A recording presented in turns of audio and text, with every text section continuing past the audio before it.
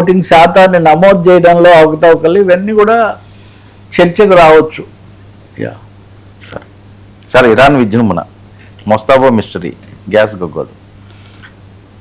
Iran తరఫున వాళ్ళు చాలా గట్టిగా ప్రకటన చేసేది. మొస్తాబా కొత్త నాయకుడు, సుప్రీం లీడర్గా ఖొమైనీ తర్వాత ఆయన రెండో కుమారుడిన ఈయన అయ్యారు. అయినప్పటి నుంచి అసలు ఈయన బతికి ఉన్నాడా లేదా అని ముందు నుంచి ఒక ఇది లేవని ఎత్తారు. మీరు కనుక రెఫర్ చేస్తే మొదటి రోజే వాళ్ళు ఈయనని ప్రకటించినప్పుడే రంజాన్ యుద్ధంలో గాయపడ్డారని వాళ్ళు ఆ రోజే ప్రకటించారు. అదేదో కొత్త విషయంలాగా వీళ్ళు చెప్తున్నారు. ఆయన నిన్న ఒక ప్రకటన చేశాడు. చాలా 3 షరతులు ప్రకటించారు. అవి మనం చూసాము. మా చట్టబద్ధతను గౌరవించాలి, పరిహారం ఇవ్వాలి, 3వది గ్యారంటీలు ఇవ్వాలి అన్నారు. అవి అలా ఉంచి మొస్తాబా ఒక ప్రకటన, చాలా వివరమైన ప్రకటన చేశాడు. మేము ఏమాత్రం తగ్గము, తలవంచము, ఆ హార్మోజ్ జలసంధిని మేము తెరవటం అనే ప్రసక్తి లేదు. రెండవది, ట్రంప్కు అమెరికాకు స్నేహ దేశాలని చెప్పి ఎవరైనా కానీ తమ దేశంలోకి అమెరికా యుద్ధ నౌకలను రాణిస్తే మేము వాటిని సర్వనాశనం చేసి అల్లకల్లోలం చేస్తాము, ఇందులో వెనక్కు తగ్గటం అనే ప్రసక్తి లేదు అనే దాంతో వీఆర్ ఫర్ వార్. ఎందుకంటే ట్రంప్ కొన్ని అప్పుడప్పుడు ఈ ఫీలర్స్ వదులుతున్నారు కదా, మేము మాట్లాడుతున్నాము, చర్చిస్తున్నాము అనే పద్ధతిలో, లేదా వెనక్కు విరమిస్తామని. మేమైతే విరమించడానికి సిద్ధంగా లేము, మేము చాలా ఘోరంగా నష్టపోయాము అని తీవ్రమైన హెచ్చరికలు చేశారు. అంతేకాకుండా హెజ్బొల్లాతో కూడా కలిసి మేము దాడులు చేస్తాము అని చెప్పారు. గల్ఫ్ దేశాలు ఆ మేరకు గగ్గోలు పెడుతున్నాయి. ఇంకొకటి జరిగింది ఏంటంటే, ఐక్యరాజ్యసమితి భద్రతా మండలిలో ఇరాన్ పక్క దేశాల మీద దాడి చేస్తుందని ఇరాన్ను ఖండిస్తూ ఓ తీర్మానం చేశారు. అది ఎవరో వచ్చి మా మీద చేసి మమ్మల్ని, మా ఆసుపత్రులు, మా కాలేజీలు, స్కూళ్ళు కూడా ధ్వంసం చేసి 100 మంది చనిపోవడానికి అమెరికా కారణమైతే దాన్ని ఖండించకుండా మేము ప్రతిచర్యగా తీసుకున్న దాన్ని మీరు ఖండించడం ఏంటి అని కూడా మొస్తాబా చాలా తీవ్ర స్థాయిలో ఇక్కడ జవాబు చెప్పారు. అంటే ఇక్కడ ట్రంప్ కూడా ఓ ప్రకటన చేశాడు. మొస్తాబా అని ఆయన గాయపడి ఉండవచ్చు, కానీ మొత్తం మీద ఆయన బతికే ఉన్నాడు. ఇక్కడ మొస్తాబాకు వాళ్ళ నాన్న ఖొమైనీకి కొంచెం తేడా ఉంది. ఇతను వాళ్ళ నాన్న కంటే కూడా కొంచెం కరుడు కట్టిన మతవాది. ఎందుకంటే చిన్నప్పటి నుంచి ఈయన మత విద్యలోనే పెరిగాడు. ఆయన మామూలుగా ఉన్నాడు.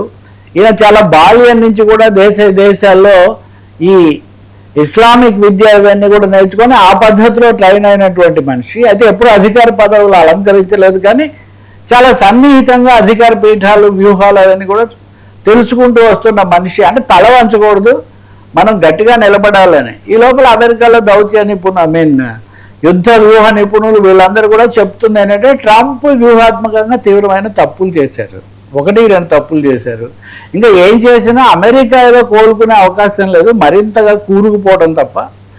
ఇప్పుడు అక్కడ ముస్తఫా లాంటి నాయకుడు వచ్చి చాలా తీవ్రంగా నిలబెట్టిన తర్వాత మనం చాలా దెబ్బతినిపోతాము అనే ఒక తీవ్రమైంది వచ్చింది. అంటే ముస్తఫా చుట్టూ ఒక మిస్టరీ అల్లే ఒక ప్రయత్నం చేశారు. ఆయన లేడు, లేదా ఆయన బాలుడు కోమాలో ఉన్నాడు, ఇలాంటి కథనాలనే ఉన్నాయి. కానీ ఆయన నిన్న ప్రకటన చేశాడు. అంటే ప్రకటన చేసిన తర్వాత కూడా ఆయన రాలేదు కదా టీవీలో, కాబట్టి ఊరికైనా ప్రకటన ఇప్పించి ఉంటారేమో, ఇలాంటివి ఉన్నారు. ఒక మాట అయితే చెప్పాలి, ఇరాన్లో కొన్ని దొంతర్లు, ఒక 5-6 లెవెల్స్లో ఈ కమిటీలు, నాయకులు వీళ్ళందరూ ఉన్నారు. కాబట్టి చాలా స్పష్టంగా ప్రపంచానికి అర్థమైంది, ట్రంప్ అనవసరమైన హడావుడి చేసి ఇదంతా అందరినీ కూడా ఇరికిచ్చాడు. ఈ లోపల లెబనాన్ మీద చాలా భారీ దాడి జరిగింది, కువైట్ తర్వాత ఇంకా చాలా చోట్ల కూడా జరిగిన దాని మీద వాళ్ళు కూడా SOS లాగా పెట్టారు అమెరికాకు. ఇంక ఇట్లా అయితే మేము తట్టుకోలేము. ఏమైనా నిన్న అమెరికాకు సంబంధించి ఆకాశ మధ్యంలో ఇంధనం మార్చుకోవడానికి ఉపయోగపడే ఒక విమానం కూలిపోయింది అంటారు. కూలిపోయింది, 5 చచ్చిపోయారు. ఒక ఇంధనం విమానం కూలిపోవడం అంటే దాంతోపాటు లింక్డ్గా ఇంకా చాలా విమానాలు ఉంటాయి ఉదాహరణకు. కాబట్టి అమెరికా చాలా భారీ ఎత్తున నష్టపోతుంది. ప్రాణ నష్టం కూడా బాగానే ఉంది. ఆర్థిక నష్టం అయితే కనుక అది $1,000 కోట్ల అక్కడ ఆహుతైపోతున్నాయి, ఆయుధ నిల్వలు కూడా అయిపోతున్నాయి. కాబట్టి ఈ పరిస్థితుల్లో నిన్న భారత ప్రభుత్వం తరఫున కూడా ప్రధానమంత్రి మోదీ ఇరాన్ అధ్యక్షుడు పెజెష్కియాన్తో కూడా మాట్లాడితే మీ నౌకలు అయితే పంపిస్తాం. మొదటిసారిగా భారతదేశానికి ఒక నౌక వచ్చింది, సౌదీ అరేబియా చమురు నౌక ముంబై తీరానికి వచ్చింది. కాబట్టి ఇరాన్ భారతదేశం పట్ల స్నేహంగానే ఉంది. మేము మీ నౌకలకైతే మీ మీద మేము అటాక్ చేయము, మీకు పూర్తి రక్షణ కల్పిస్తామని ఒక మాట ఇచ్చారు, మాట నిలబెట్టుకున్నారు కూడా. ఇప్పుడైతే కనుక హార్మోజ్ జలసంధిలో చాలా మంది చైనా పతాకాలు పెట్టుకొని వెళ్తున్నారట, చైనా అయితే అటాక్ చేయదు అనే పద్ధతిలో. సో ఒక భయాందోళనలు మటుకు అక్కడ పూర్తిగా ఏర్పడ్డాయి. లోపల గ్యాస్ గగ్గోలింగ్ మనం చెప్పనక్కర్లేదు. హాస్టల్లోనండి, హోటల్లోనండి, ఇప్పటికీ ఆహారం కొరత స్థాయిలో ఇదంతా వచ్చేసింది. ఎక్కడ చూసినా ఇప్పుడు ఈ ప్రైవేట్ గ్యాస్, కమర్షియల్ గ్యాస్ అనే దానికి కూడా ఒక సంక్షోభం వస్తున్న పరిస్థితి, ధరలు విపరీతంగా పెరిగిపోయి బ్లాక్ మార్కెట్ కూడా పెరుగుతున్న పరిస్థితి కూడా ఒకటి ఏర్పడుతుంది. కొంత నిన్న లోక్సభలో గొడవ అవడానికి ఇది కూడా కారణం. ఈ హర్దీప్ సింగ్ అని పెట్రోలియం మంత్రి గారేమో ఏమి గ్యాస్ కొరత లేదు, సమస్య లేదని ఆయన ప్రకటన చేయడానికి ప్రయత్నించారు. దాన్ని రాహుల్ గాంధీ అడ్డుకున్నాడు. అడ్డుకున్నప్పుడు ఈ ఎప్స్టీన్ ఇలాంటి ప్రస్తావనలు కూడా వచ్చాయి. దాంతో మళ్ళీ కొంచెం రభస్ జరిగింది. కానీ మీడియా అంతా ముఖ్యంగా 2 విమర్శలు చేస్తుంది నేషనల్ మీడియా. ఒకటి, ప్రభుత్వం అనవసరంగా మొదట్లో కొంత భయోత్పాతం సృష్టించింది ఏదో గ్యాస్ దీని గురించి, తర్వాత ఏమో ఏమీ లేదని చెప్తున్నారు. కానీ మొదట భయానికి గురైనటువంటి ప్రజలు, వినియోగదారులు చాలా భారీ ఎత్తున గుమిగూడుతూ ఉన్నారు. దీన్ని అరికట్టడము లేకపోతే దీన్ని అందుకోవటం చాలా సమస్యగా ఉంది మీకు అనే ఒక వాతావరణం వస్తుంది. దీన్ని మరి ఎలా పరిష్కరించాలి? పైగా యుద్ధం ఏమో ఆగదు అనే సూచన అక్కడి నుంచి వస్తున్నప్పుడు ట్రంప్ ఏకపక్షంగా విరమిస్తే తప్ప, ఇప్పుడు ముస్తాబా చేసిన ప్రకటన ప్రకారం చూస్తే ట్రంప్ ఒకవేళ విరమించానని చెప్పినా కానీ ఇరాన్ అదంతా లేదు, మాకు మీరు పరిహారం ఇవ్వాలి అని వాళ్ళు ఏ ఐక్యరాజ్య సమితిలోనూ నిలదీసే ఒక అవకాశం కూడా కనిపిస్తుంది. పుతిన్ ఈ విషయంలో ఎక్కువ చొరవ తీసుకుంటాడు. ఆయన ఏదైనా కొంచెం దీనికి ఫుల్ స్టాప్ పెడతాడని మాత్రం భావిస్తూ ఉన్నారు. కానీ పుతిన్, చైనా కూడా మన వాణిజ్య పద్ధతులు సరిగ్గా లేవని మన మీద కూడా ట్రంప్ 301 కింద ఒక విచారణ ప్రారంభించాడు. సో ఇలా ఆయన అంతకంతకు పరిష్కారం కంటే కూడా ఇంకా జటిలం చేసే పద్ధతిలో ఆయన ఉంటున్నాడు. అదే ఒక సమస్యగా ఉంది. ఈ విషయంలోనే మనం ఇంకో టాపిక్ ఉంది చూడండి. ఆయన మేనకోడలు ఎల్ ట్రంప్ అని ఆమె పేరు. ఆమె రచయిత్రి, జర్నలిస్టు, పరిశోధకురాలు, డాక్టరు, ఇదంతా కూడా. ఆమె ఇంతకుముందు కూడా ట్రంప్ మీద చాలా పుస్తకాలు రాశారు. ఆమె చెప్తోంది అసలు ఇరాన్ కాదు, ఈ యుద్ధాలు కాదు, ఇదంతా కానే కాదు, ట్రంప్ యుద్ధం చేయడానికి వేరే సీక్రెట్ కారణం. అసలు ఆయన బ్యాక్గ్రౌండ్ చాలా బ్యాడ్. చాలా అనూహ్యమైన పరిస్థితుల్లో చాలా మంది చేతుల మీదుగా ఆయన వచ్చి ఇక్కడ అధ్యక్ష పీఠాన్ని ఆయన అలంకరించాడు. ఆయన చాలా ఒత్తిళ్ళలో ఉన్నాడు. ఆయన చాలా మంది చేతుల్లో కీలుబొమ్మగా కూడా ఉన్నాడు. ఇప్పుడు ఇరాన్ మీద దాడి చేయడానికి ఇది ట్రంప్ సొంత నిర్ణయం కూడా కాదు. ఇజ్రాయిల్, సౌదీ అరేబియా ఇవి 2 చాలా రిచ్ కంట్రీస్. ముఖ్యంగా సౌదీ అరేబియా చాలా రిచ్. ఇజ్రాయిల్ ఏమో అనేక విధాలు దానికి అమెరికా ప్రోత్సాహం, జూయిష్ బిలియనీర్స్ అక్కడ ఉంటారు. ఇదంతా వాళ్ళ చేతుల్లో కీలుబొమ్మగా ఉన్నాడు. ఆయన కీలుబొమ్మగా ఎందుకు ఉన్నాడు?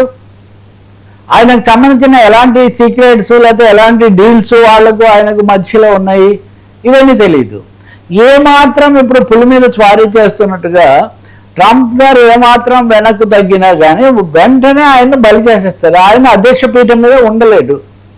అధ్యక్ష భవనంలో ట్రంప్ కొనసాగాలంటే ఏదో ఒక విధంగా యుద్ధాలు తగులుతూ ఉండాలి. ఈ తగిలించడానికి వాళ్ళు ఒత్తిడి చేస్తున్నారు అని ఆమె చాలా చాలా ఇంటర్వ్యూస్ ఇవ్వడమే కాదు, మళ్ళీ ఇప్పుడు తాజాగా కూడా ఇంకో పుస్తకం రాస్తున్నారు. అంటే మీరు ఇవాళ చూశారు కదా, బిల్ క్లింటన్ అధ్యక్షుడిగా ఉన్నప్పుడు ఇరాక్ మీద యుద్ధం ప్రారంభించారు. బుష్ కూడా అలాగే ఇరాక్ మీద. అప్పుడు ఇరాక్ వాళ్ళకు, ఇప్పుడు ఇరాన్, అప్పుడు ఇరాక్. అప్పుడు ఈ బిల్ క్లింటన్ మీద ఆమె మోనికా లెవెన్స్కీ అనేది ఒకటి వస్తే ఆయన హఠాత్తుగా ఇరాక్ మీద దాడి చేశాడు.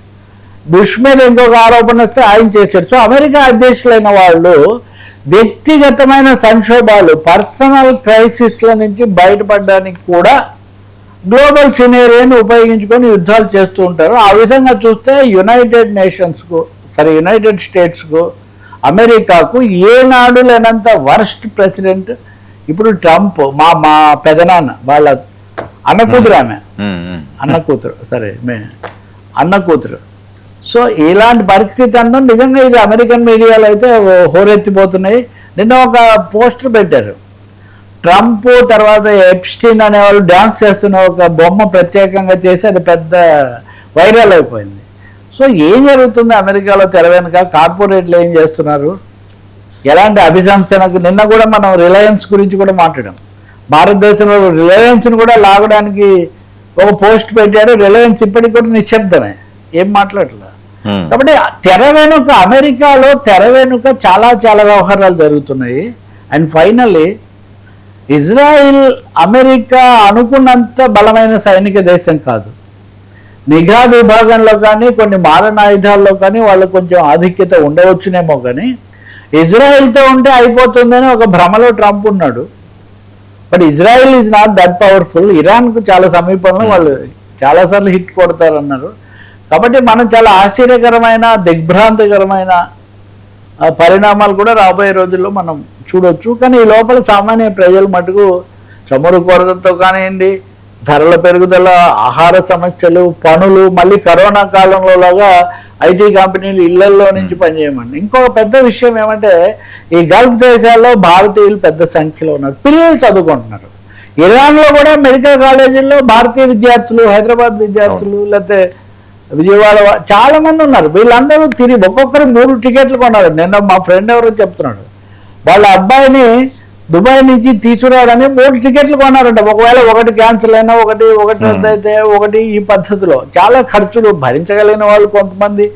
రెండవది అలా అయినా ఏ విమానం ఎప్పుడు రద్దు అవుతుందో తెలియదు. కాబట్టి ప్రపంచ దేశాలు, ఐక్యరాజ్య సమితి రంగంలోకి దిగి దీన్ని త్వరగా ముగించేటటువంటి ఒక ప్రయత్నం చేయాలి. ఇరాన్కి ఎంతో కొంత భరోసా ఇవ్వకపోతే మటుకు ఇది ఆగదు, అంతవరకు ఖాయం. ఇరాన్ ఏదో టేకన్ ఫర్ గ్రాంటెడ్గా ఏదో మనం చేసేద్దాము, ఎక్కడ చూసినా మంటలు. దీంట్లో చలిగాచుకుందాము, మతం తీసుకొద్దామని కొంతమంది ప్రయత్నం చేశారు, కానీ అది మటుకు సాధ్యం కాలేదు. మానవీయ కోణంలో దీన్ని చూడాల్సిందే, కానీ ప్రపంచాధిపత్యము లేకపోతే మతాల మధ్య కోణంలాగా చూస్తే మటుకు ఇది పరిష్కారం కాదు. Thank you so much Ravi గారు. ఇది ఈనాటి frankly with Telagapalli. Station to 9 News.